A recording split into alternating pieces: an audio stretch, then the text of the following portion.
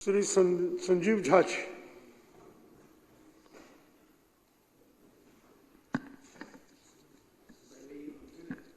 बहुत anti narcotics task force highly professional ਬੰਦੇ hire ਕੀਤੇ ਨੇ, ਚਾਹੇ ਉਹ ਲਾਅ ਅਫਸਰ ਹੋਣ, ਚਾਹੇ ਉਹ ਫੋਰੈਂਸਿਕ ਦੇ ਹੋਣ, चाहे और जांच के अधिकारी हों, ते अपनी होंगे ना दे। पंजाब सरकार में है नशे के खिलाफ जीरो टॉलरेंस। पंजाब सरकार का एक और कठोर कदम। शिकायत दर्ज करवाने के लिए मैसेज करें 9779100200 पर।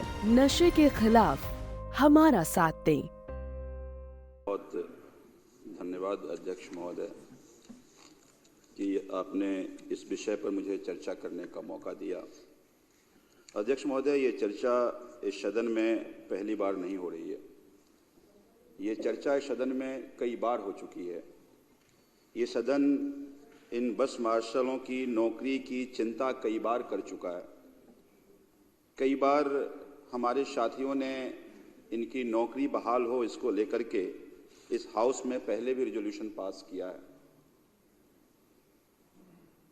मैं विपक्ष के साथी को भी धन्यवाद इसलिए करता हूं कि विजेंद्र जी रिजोल्यूशन लेकर आए थे, उनके रिजोल्यूशन पे ये पूरी हाउस सर्वसम्मति से पास किया था कि इन बस मार्शलों की नौकरी बहाल हो। ये हाउस चिंतित है, सरकार चाहती है, मुख्यमंत्री चाहते हैं, सभी मंत्री चाहते हैं, पर उसके बावजूद आखिर इन बस मार्शलों की नौकरी की बहाली क्यों नहीं हो रही। मुझे ये लगता है कि यहाँ कोई भी लगातार पिछले 1-1.5 साल से ये बस मार्शल सड़कों पर आंदोलन कर रहे हैं और वो नासमझ नहीं है। अगर भारतीय जनता पार्टी के नेताओं को और हमारे विपक्ष साथियों को लगता है कि हम उनको गुमराह कर रहे हैं, गुमराह हो रहे हैं, तो नहीं हो रहे हैं। आपसे ज्यादा उनको एक एक सच बातें पता है कि आखिर कारण क्या है, क्यों नौकरी नहीं मिल रही है। लेकिन अगर आप राजनीतिक बदला लेने के लिए आप किसी की नौकरी छीन रहे हैं तो मुझे लगता है कि ये ऊपर वाले भी इसको देख रहे हैं, इंसाफ नहीं है। और मेरी चिंता इसलिए है अध्यक्ष महोदय कि ज्यादातर जो बस मार्शल हैं सब बाहर से आए हुए लोग हैं। कोई बिहार से, कोई यूपी से, कोई राजस्थान से, कोई उत्तराखंड से, कोई कहीं से आकर के उनको नौकरी नहीं मिल रही थी। बस मार्शल के तौर पर उनकी नियुक्ति हुई, उनका घर चलने लगा। उनका घर तो चल ही रहा था, साथ में दिल्ली में बस में जो महिलाएं चढ़ती हैं अपने आप को सुरक्षित महसूस कर रही थी। और ऐसे कई सारे काम जिसके बारे में हमारे साथी कुलदीप भाई ने बताया और बाकी साथी बताएंगे। अड़चन क्या है इसकी टेक्निकलिटी पे तो हमारे माननीय मंत्री और मुख्यमंत्री जी बातें रखें, मैं टेक्निकलिटी पे नहीं जाता। लेकिन विपक्ष के साथी यहां बैठे हैं और आपको भी दिल्ली की जनता ने चुना है, इन बस मार्शल के परिवार के लोगों ने आपको वोट किया होगा। मैं ये मानता हूं कि आज अगर आप अपनी तुच्छ राजनीति के कारण, घटिया राजनीति के कारण अगर उनकी रोजी रोटी छीन रहे हो तो ना केवल उसके परिवार की बद्दुआएं आपको लगेंगी। तो आज मैं ये खड़ा होकर निवेदन करने आया हूं कि आप ये घटिया राजनीति, ये तुच्छ राजनीति, ये नीचता की राजनीति बंद कर दो। आप चाहें तो 1 मिनट में हो सकता है, ये आप भी जानते हैं। मुझे याद है कि माननीय मुख्यमंत्री से मिलने आए थे विजेंद्र गुप्ता जी, पूरी डेलीगेशन आई थी।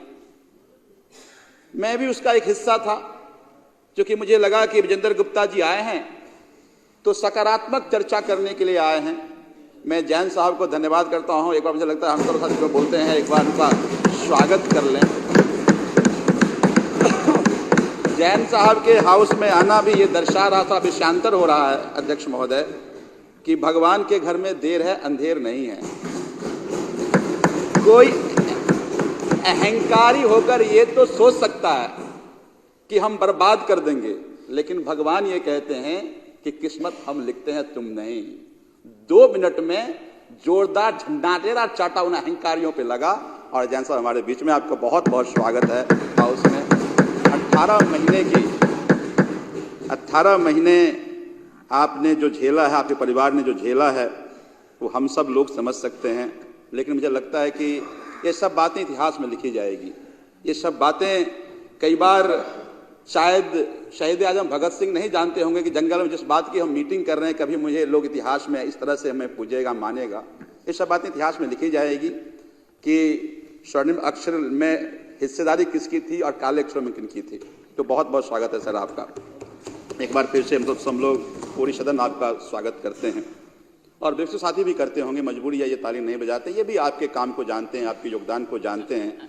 आपने हाँ सबने कहा है, सन बजाया है, मुझे बहुत बहुत यही कल्चर होना चाहिए। पार्टी ने खत्म करी है, आप सब लोग इसको शुरुआत कर रहे हैं, मैं धन्यवाद करता हूं आपका, बहुत बहुत धन्यवाद आपका, बहुत बहुत। ये होना चाहिए, ये होना चाहिए। मैं इसलिए देखिए विपक्ष के साथी भी इसलिए बजा रहे हैं कि मोहल्ला क्लिनिक ये भी जाते हैं, इनके क्षेत्र के लोग जाते हैं मोहल्ला क्लिनिक, और मुझे लगता है कि एक अच्छे जनप्रतिनिधि की जिम्मेदारी भी यही है कि अपनी क्षेत्र की जनता के सुविधाओं के साथ करे रहें।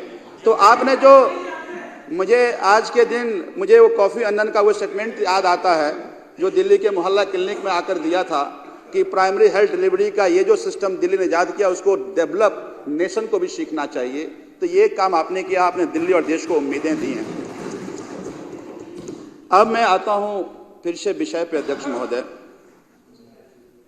चूंकि विजेंद्र गुप्ता जी सब लोग आए थे, हम लोग भी गए इस उम्मीद से, इस आशा के साथ कि आज बस मार्शल का ये 1.5 साल का जो लगातार आंदोलन चल रहा वो अंत होगा, इनको नौकरी मिल जाएगी।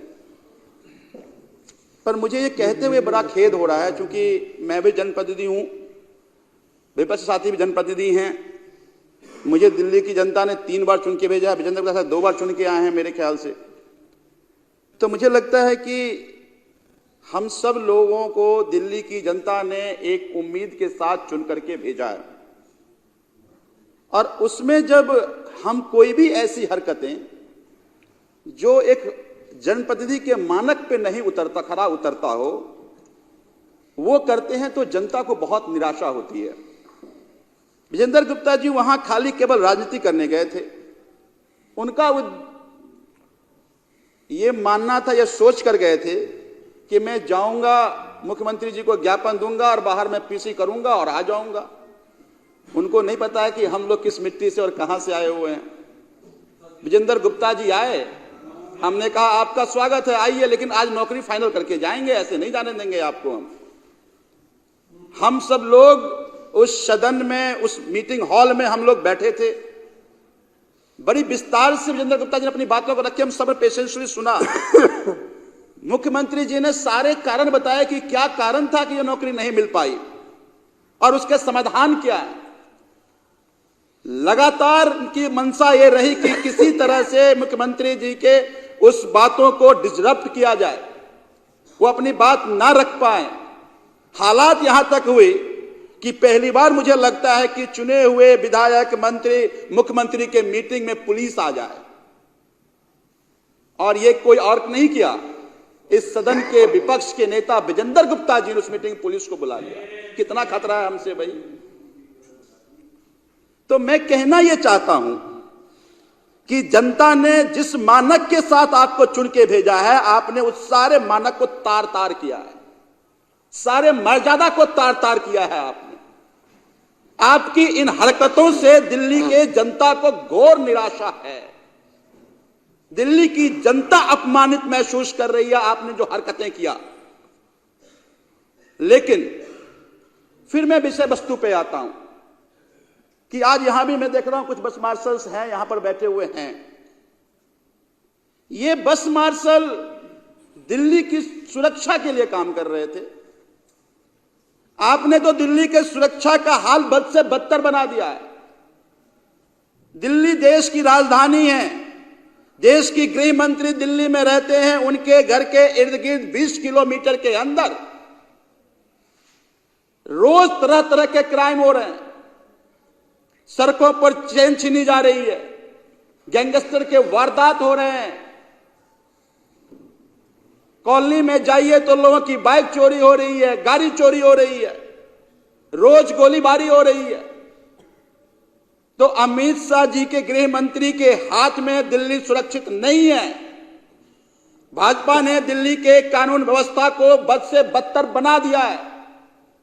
लेकिन हमारे पास जितने अधिकार हैं, दिल्ली सरकार के पास, अरविंद केजरीवाल जी की सरकार के पास, अतिशी जी मुख्यमंत्री हैं सरकार के पास, हमारे सरकार के पास जो भी उपाय थे, जितनी हमारी लिमिटेशन है उसी लिमिटेशन में दिल्ली को सुरक्षा देने का कोशिश किया। आपने उससे भी दिल्ली जनता को वंचित कर दिया। आपने उससे भी दिल्ली के जनता को आपने वो सुरक्षित महसूस करे वो करना दुभर कर दिया। आपने क्यों कर रहे हैं ऐसा? आपने पहले जितने भी एडवाइजर्स थे सरकार में हटा दिया।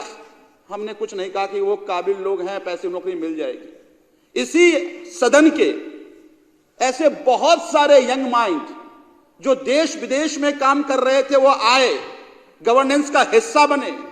कमाल के आइडियाज थे उनके आइडियाज से इस सदन को भी फायदा हो रहा था, इन सभी विधायकों को भी फायदा हो रहा था, दिल्ली को फायदा हो रहा था।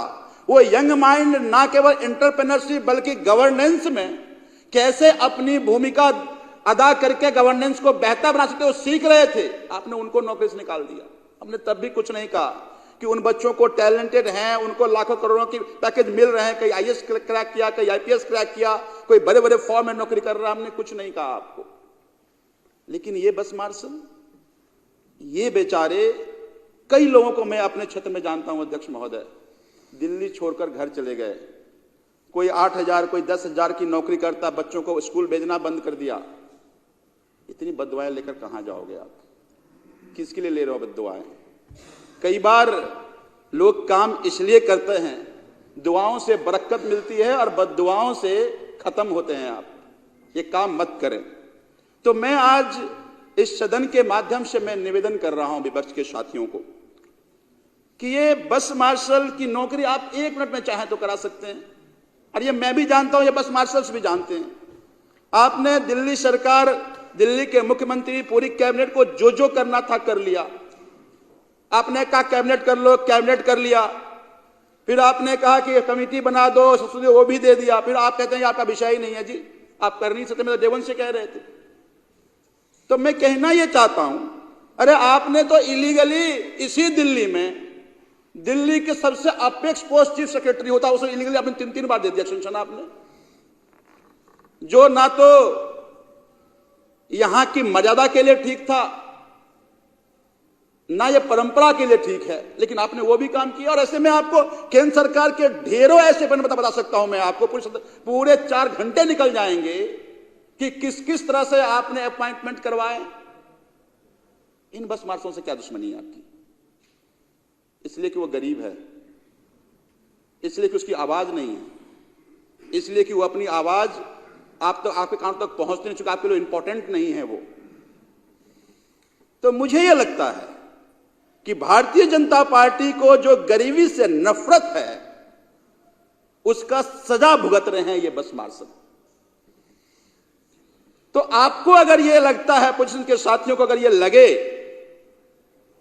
कि नहीं हम गोल गोल घुमाने की कोशिश कर रहे हैं, बस मार्शल गोल गोल घूम के हमारी बातों में आ रहा है, तो ऐसा नहीं है। हमसे और आपसे कई गुना समझदार वो हैं।